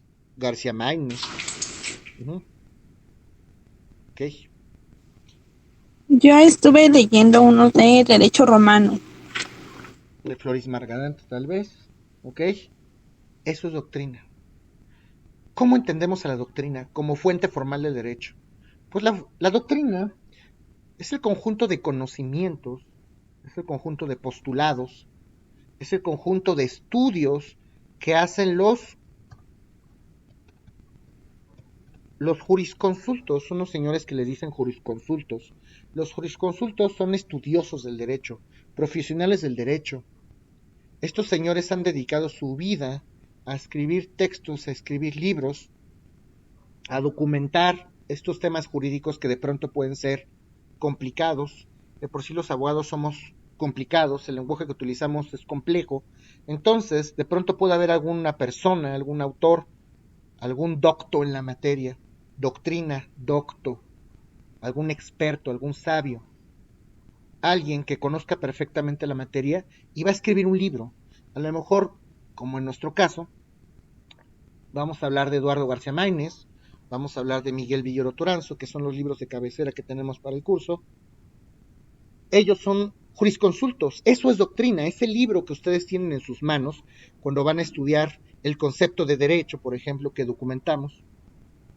Eso es doctrina, ese conjunto de conocimientos, de postulados, de ideas, de explicaciones que a través de una obra emiten estos sabios, estos conocedores del derecho, estos jurisconsultos. Y sirve justamente para explicar esos temas jurídicos que nosotros a lo mejor como estudiantes del derecho, que nosotros a lo mejor como profesionales del derecho necesitamos entender de una mejor manera. A lo mejor el código viene redactado de una manera muy complicada, no entiendo qué es lo que dice el Código Civil, qué es lo que tengo que hacer en consecuencia. Lo primero que tengo que hacer es consultar un buen libro, un libro respetable, una fuente formal, una bibliografía formal, seria, y entonces a lo mejor voy a estudiar a Borja Soriano o a Domínguez y Martínez. Todos esos señores son jurisconsultos, esos libros son doctrina. Y por supuesto que es una fuente formal del derecho, porque los estudios de estos señores son tan pormenorizados que pueden ayudar o pueden suscitar en un momento dado algún tipo de cambio o de reforma en las leyes. Dominan tanto su materia que en un momento dado pueden auxiliar a la labor de los legisladores para reformar, para mejorar estas leyes que son válidas, que son vigentes en nuestro México. ¿Ok? Entonces, eso es la doctrina. Hay por ahí una leyenda macabra en el mundo del derecho. Un legislador, el autor de un libro, Borja Soriano, de un libro de derecho civil, que dicen que lo encerraron en el Palacio de Justicia hasta que no terminó de redactar la parte de obligaciones del Código Civil para el Distrito Federal. Por eso la redacción es diferente del código a específicamente, por eso la redacción del capítulo de obligaciones es diferente al resto del código, eso dicen algunos. Claro que sirve. Muchas veces llaman a estos doctrinarios para que den su opinión en torno a una reforma o en torno a un cambio que va a sufrir la ley. Por eso es fuente formal del derecho.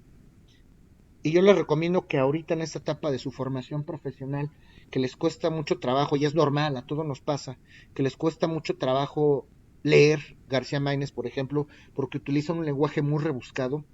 Lo conveniente es que tengan pues una bibliografía, que manejen, por ejemplo, un diccionario jurídico, específicamente jurídico. Y hay uno que les voy a recomendar de Editorial Porrúa, de un autor que se llama Rafael de Pinavara. Si ustedes quieren saber, por ejemplo, qué es derecho subjetivo, qué es derecho vigente, qué es derecho consuetudinario, pues a lo mejor leen el libro, no le entienden, consultan un diccionario jurídico. Si a pesar de ello no entienden, bueno, entonces sí es momento de que consulten a un profesor, a un profesional en la materia que les pueda explicar. Así es como debiera ser esto, ¿ok? Bueno, es un consejo, ¿ok? Entonces esto es la doctrina. ¿Alguien tiene alguna duda referente a la doctrina, muchachos? ¿O no?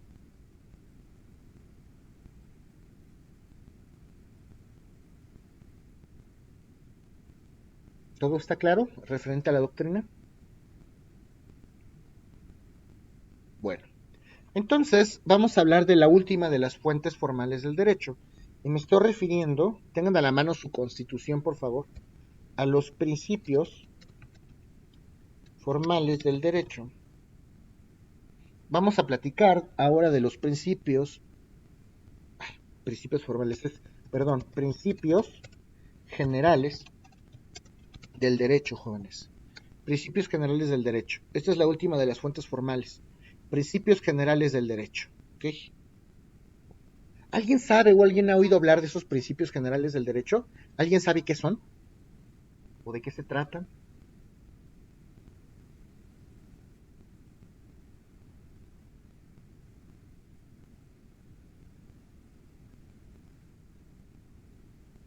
¿Alguien, niños, niñas? ¿Qué se les ocurre que sea esto?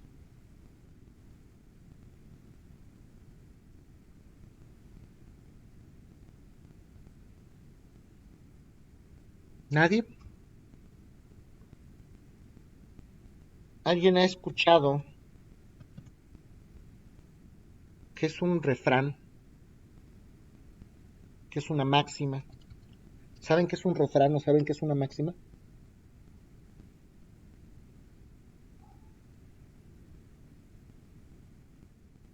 Una frase célebre. ¿Alguien ha escuchado eso?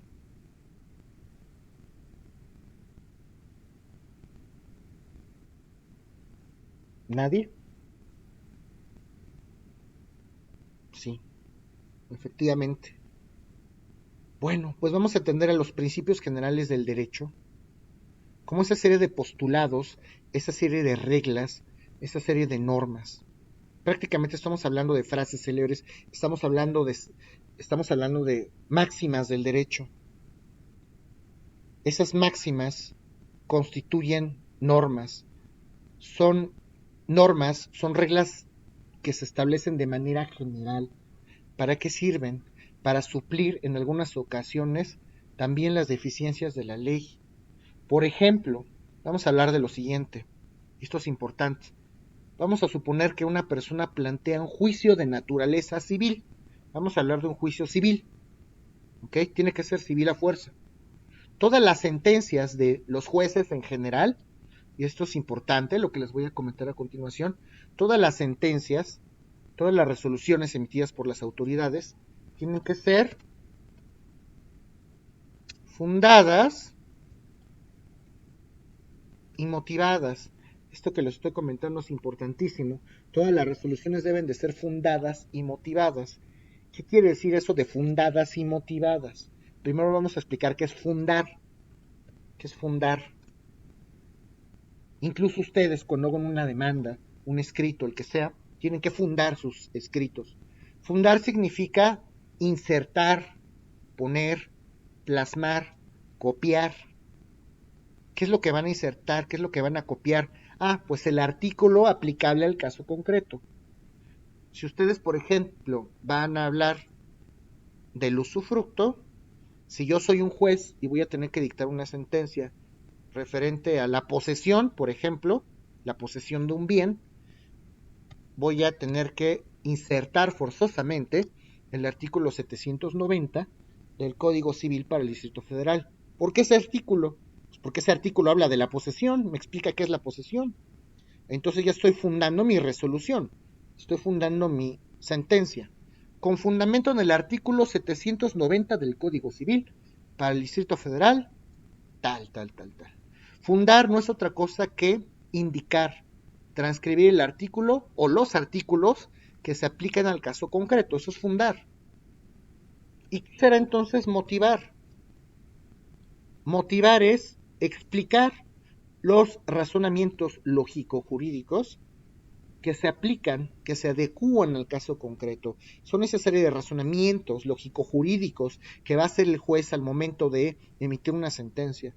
No basta con indicar en qué artículo viene lo que te estoy diciendo. También tengo que explicarte por qué. Y eso es una garantía, eso es un derecho fundamental de todos los ciudadanos que está en la Constitución, en los artículos 14 y 16 constitucionales. Es una garantía de seguridad jurídica. Todas las resoluciones tienen que ser fundadas y motivadas. ¿En qué se tienen que basar esas sentencias? Pues primero que nada en la ley. Todas las sentencias tienen que ser dictadas conforme a la ley y en su caso conforme a la jurisprudencia, si fuera el caso.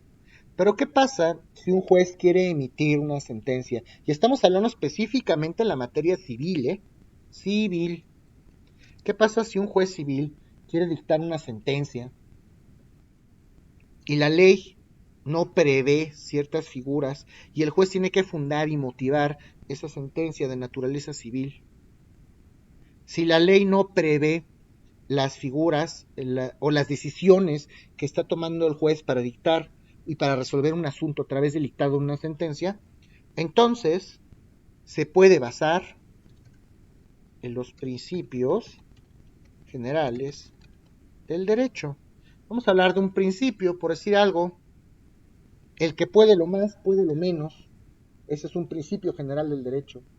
El que puede lo más, puede lo menos. Otro más.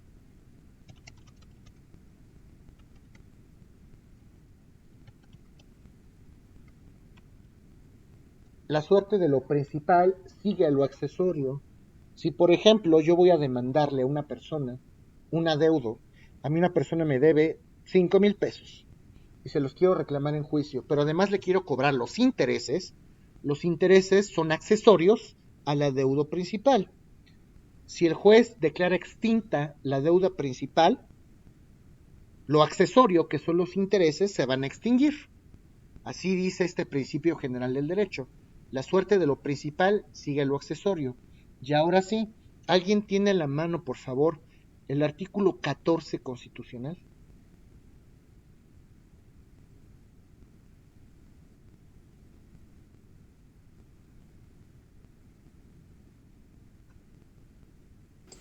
Yo, Dice, a ninguna ley se le dará efecto retroactivo en perjuicios de persona alguna. Artículo 14 de la Constitución. ¿Qué más? ¿Sigo? Sí, todo. Nadie podrá ser privado de la libertad o de sus propiedades, posesiones o derechos, sino mediante juicio seguido ante los tribunales previamente establecidos, en el que se cumplan las formalidades esenciales del procedimiento y conforme a las leyes expedidas con anterioridad al hecho. En los juicios del orden criminal queda prohibido imponer, por simple analogía y aún por mayoría de razón, pena alguna que no esté decretada por una ley exactamente aplicable al delito de que se trata. En los juicios del orden civil, la Sigue, ¿Claro? perdón. No, sigue, es énfasis ahí. En los juicios del orden civil, la sentencia definitiva debe ser conforme a la letra o la interpretación jurídica de la ley, y a falta de esta se fundará en los principios generales del derecho. Entonces sí hay un fundamento constitucional de los principios generales del derecho. Este es el fundamento constitucional de los principios generales del derecho. Acaban de notar ustedes cómo me permite la propia Constitución, cómo le permite a los juzgadores fundamentar y motivar sus resoluciones. Primero conforme a la ley. Y cuando habla de la interpretación, a estas alturas de la vida, ya sabemos que nos estamos refiriendo a la jurisprudencia. ¿Ok? Entonces, si la ley no me resuelve mi problema, si la jurisprudencia no me resuelve mi problema, entonces, ¿quién sí lo va a hacer? Los principios generales del derecho. La propia Constitución me lo permite, a mí como juez. ¿Ok? Bueno, les voy a dejar una tareita muy sencilla. Se las voy a subir al ratito a Classroom, justamente para reforzar esto que estamos comentando. Número 1, referente a poder consultar una jurisprudencia. Me interesa que vivan esa experiencia, que sepan cómo hacerlo. Simplemente, como les expliqué hace unos momentos, pueden ingresar a la página, consulten una jurisprudencia, denle clic en todas las opciones para que ustedes vean cómo son las cosas, para que ustedes puedan familiarizarse con esta mecánica de consulta de criterios. Y naturalmente este criterio no lo tienen que transcribir, basta con que me lo copien y lo peguen en un documento de Word o en un PDF, como gusten, y lo suban como evidencia académica al Classroom. Es lo único que me interesa, que sepa yo que ustedes sí pudieron tener acceso a esa jurisprudencia. En ese momento, que ustedes sepan cómo consultar eso, es importante que ustedes sepan cómo consultar. Y la segunda parte de la actividad, también lo voy a asignar más tarde. Se trata de que ustedes en una hoja simple puedan indicar, que ya sabemos que es el artículo 14 constitucional, puedan transcribir ese artículo 14 constitucional para que ustedes sepan cuál es el fundamento constitucional de los principios generales del derecho. Y después necesito que investiguen cuáles son esos principios generales del derecho. Eso lo pueden hacer en internet, investigarlos, eso sí lo pueden buscar en internet. ¿Cuáles son? Y los transcribimos en una hojita para que sepan ustedes cuáles son, que existen ahí. Si en algún momento dado en su vida profesional necesitan conocer, resolver, abocarse a esta herramienta llamada Principios Generales del Derecho, que ustedes sepan, por lo menos que por ahí algún profesor les dijo que existen estos Principios Generales del Derecho y lo puedan plasmar en este documento, ¿ok? Es muy concreto esto. Y bueno, con esto concluimos el tema de los Principios Generales del Derecho. Alguien tiene, y por ende de las fuentes del derecho. Con esto concluimos el tema de las fuentes del derecho. ¿Alguien tiene alguna duda de esto que hemos comentado de las fuentes del derecho?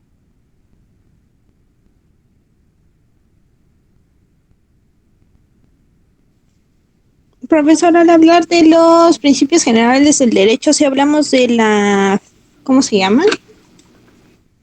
De la buena fe y el interés público, los actos y no sé qué cosa. No, esos son temas totalmente diferentes. Los principios generales del derecho son una fuente formal del derecho. ¿En qué consisten? Pues son reglas, simplemente son normas que se establecen de manera general, son máximas del derecho que se utilizan para suplir la interpretación de las sentencias en materia civil. La buena fe, la mala fe, son otras figuras que en algún momento platicaremos, ¿ok? La buena fe, cuando yo ejecuto o llevo a cabo un acto jurídico con buenas intenciones, o mala fe, cuando llevo un acto jurídico con malas intenciones. El orden público son disposiciones, son reglas que son acatadas por toda la sociedad. El interés social, hay ciertos temas que le interesan en especial a la sociedad, como el tratamiento de los menores, como la pensión de alimentos. Esos son temas que nos interesan como sociedad, pero son figuras distintas a los principios, ¿ok? Ok, gracias. Sí. ¿Alguien más tiene alguna otra duda, niños? Profe, no le entendí bien en una parte donde dijo que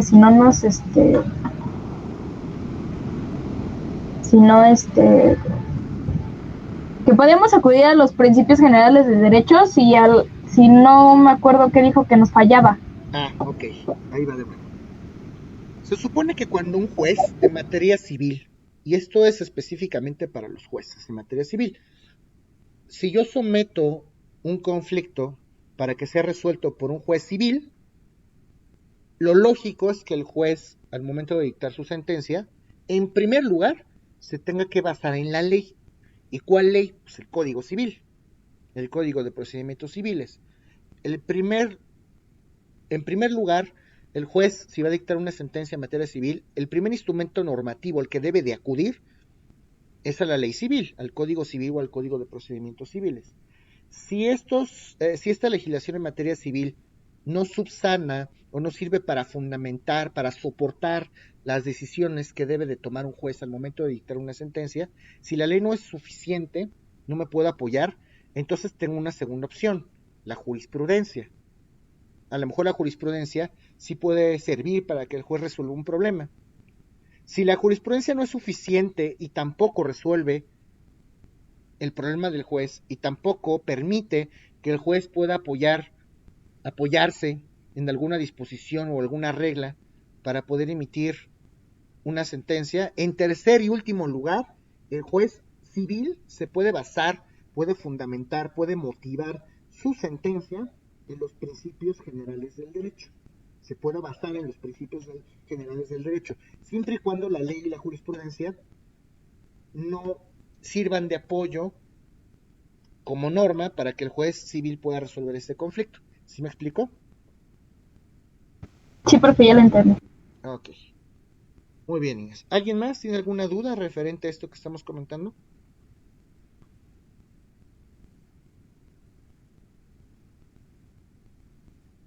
¿Dónde se consultan esos principios generales del derecho? Es una excelente pregunta. Los principios generales del derecho, sí, sí, exacto, es que sí, en realidad son máximas del derecho que se han documentado a través del tiempo, que en ocasiones tienen su propio fundamento en la jurisprudencia. Por eso les comento que lo pueden consultar en internet. Si ustedes pueden buscar en internet cómo están documentados, ahí lo van a ver.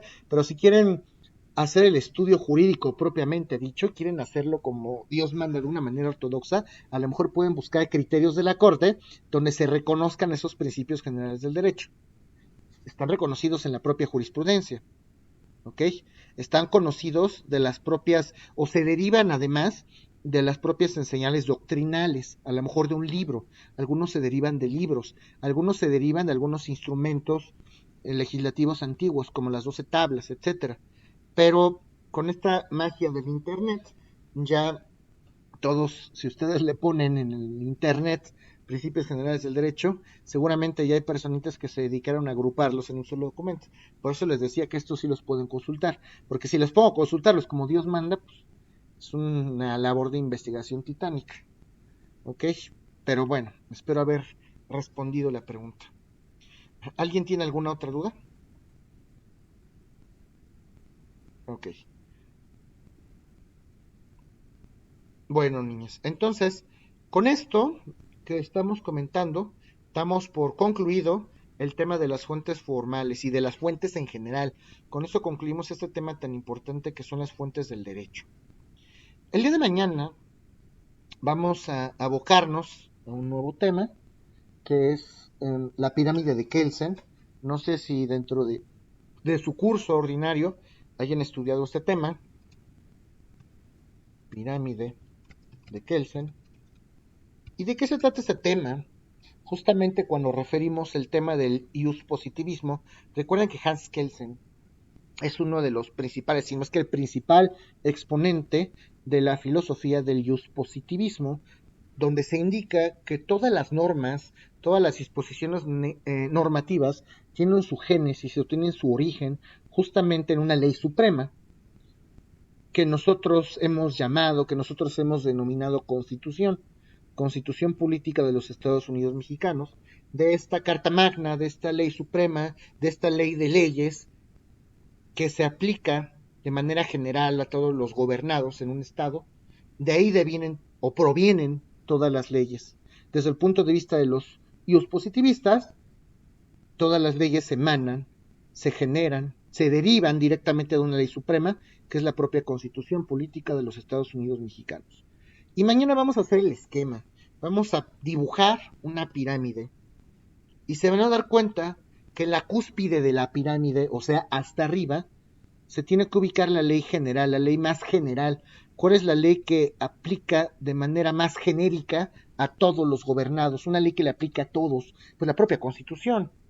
Entre más arriba se ubica una ley en la pirámide, va a ser más genérica, se va a aplicar a más personas. Entre más abajo se encuentra una ley en la pirámide, va a ser más específica, de forma y manera tal que en la cúspide de la pirámide vamos a ubicar a la Constitución Política de los Estados Unidos Mexicanos, que es la ley más genérica, de forma y manera tal que en la base o en el piso de la pirámide vamos a ubicar a la norma jurídica más específica, una norma jurídica que se le conoce como norma jurídica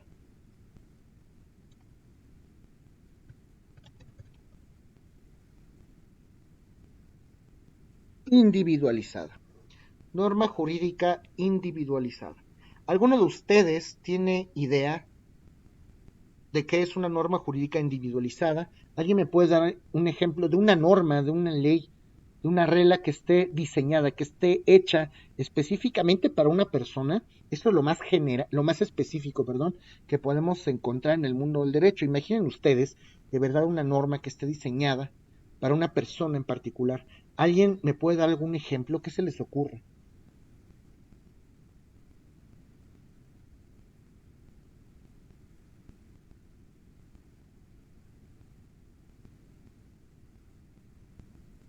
¿Algún ejemplo el que se les ocurra?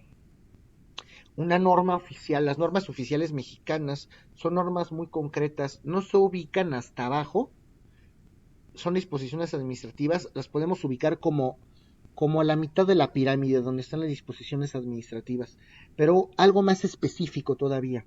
Imagínense una norma como traje a la medida, hecha específicamente para una persona. ¿Existirá eso?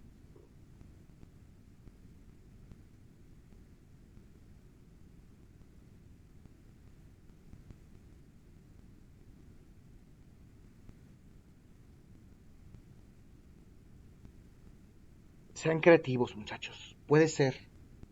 Lo que ustedes piensen, ahorita lo corregimos. Las normas para cierto gremio trabajador. ¿Te refieres tal vez a un reglamento interior de trabajo? Puede ser un ejemplo muy bueno, pero vamos a hablar de esto. Piensen en esto. Una sentencia. A una persona en especial. Exactamente a eso me refiero. Piensen en una sentencia, muchachos.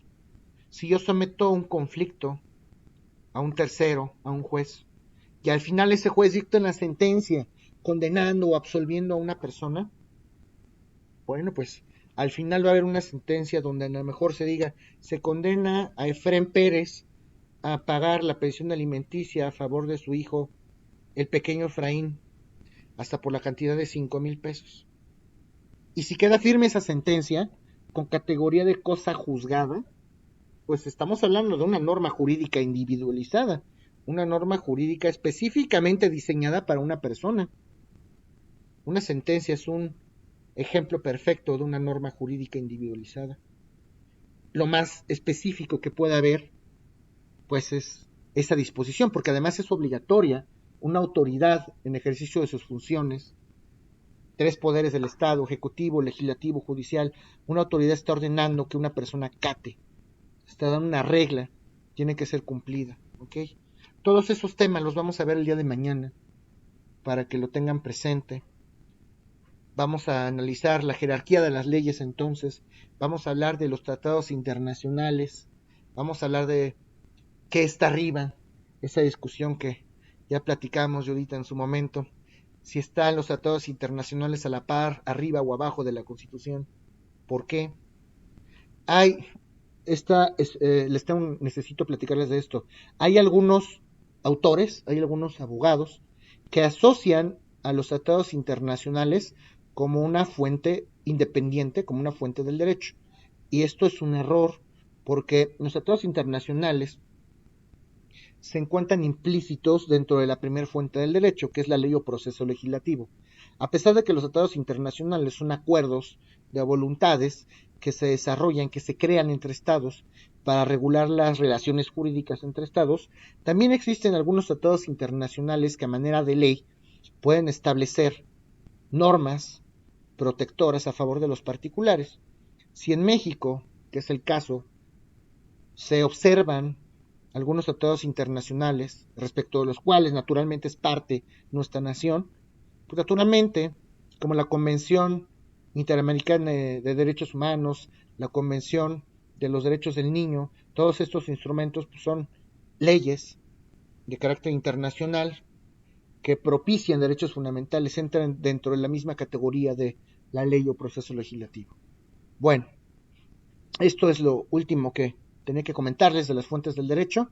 Mañana analizaremos entonces la pirámide de Kelsen y otros temas más. ¿Alguna o alguno tiene alguna duda respecto de la clase del día de hoy?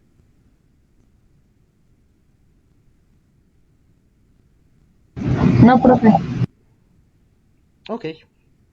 Bueno, niños y niñas, muchas gracias a ustedes. Entonces concluimos esta sesión y nos vemos el día de mañana. Gracias a todos. Que tenga buena tarde, profe. Gracias, Igualmente. profesor. Hasta mañana. Gracias a ustedes. Hasta mañana.